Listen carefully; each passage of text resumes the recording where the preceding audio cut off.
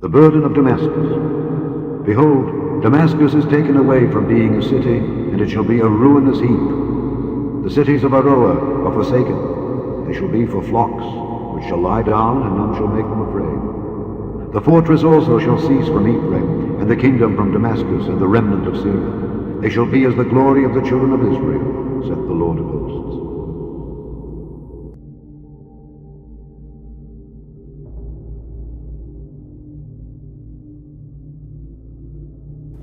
A series of airstrikes have been carried out by Israeli warplanes on several of Syria's military facilities. Tel Aviv claims the attacks were in retaliation for the roadside bombing of its troops in the Israeli-occupied part of the Golan Heights. Right now, tensions are rapidly escalating in the Middle East between Syria and Israel. Israel today unleashing airstrikes on Syrian military posts in the Golan Heights in retaliation for a roadside bomb that injured 4 soldiers yesterday. The Golan Heights is the border region that serves as a buffer of sorts between the two nations. Leland Vittert is in the Golan Heights and joins us now live with some new information. Leland?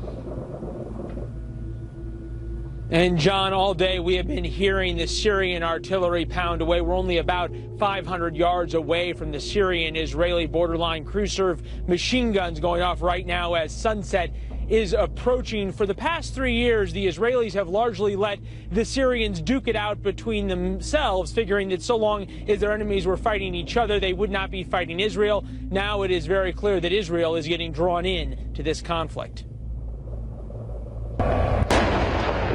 Israeli cannons fired volley after volley into Syrian territory, aiming for army headquarters buildings and ammunition dumps. It's the first major cross-border skirmish since the 1973 Yom Kippur War. With the Syrian civil war raging on, the once quiet fence line is now patrolled regularly by Israeli infantry, making inviting targets. Medevac choppers had to evacuate 4 wounded by a fence line bomb, the 3rd such incident along Israel's northern border in the past 10 days. The Israelis are now scrambling to put rapid reaction forces here along the fence line. 2 Merkava tanks just in front of us now, able to fire at a moment's notice, not only against people who might put another bomb along the fence line, but also in case infiltrators try to make their way here into the Israeli lines. The bunkers we're standing in haven't been manned in 40 years. Now soldiers are moving into position once again. In the past year, Israel replaced its Syrian border fence with what was touted as an impenetrable barrier. That claim is now in serious question.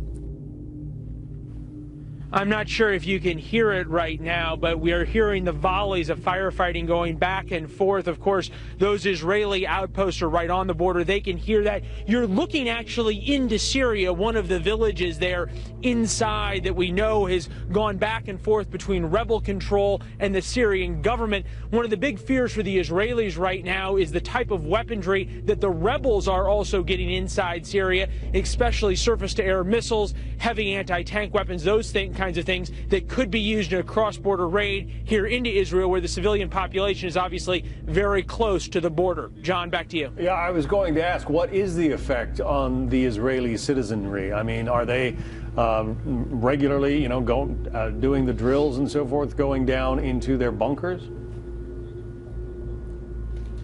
Well, for 40 years, this has been the quietest of all of Israel's border here on the Golan Heights. But folks here know that war is just any moment away. And you definitely get a sense as you're driving around here, a lot of agricultural area, that folks are getting ready. You see the tanks driving around. You also hear about civilians talking about where they would go, what they would do in terms of moving out. So right now, they're not really thinking about rocket fire in terms of taking shelter, but more of getting out of town in case there are these cross-border attacks. The other real fear here is cross-border kidnappings. A group would come across from Syria and try to kidnap either Israeli soldiers or Israeli civilians, take them back to Syria, and then hold them as hostages. A true nightmare scenario for the Israelis. John? Leland Vittert reporting live from the Golan Heights. Thanks, Leland.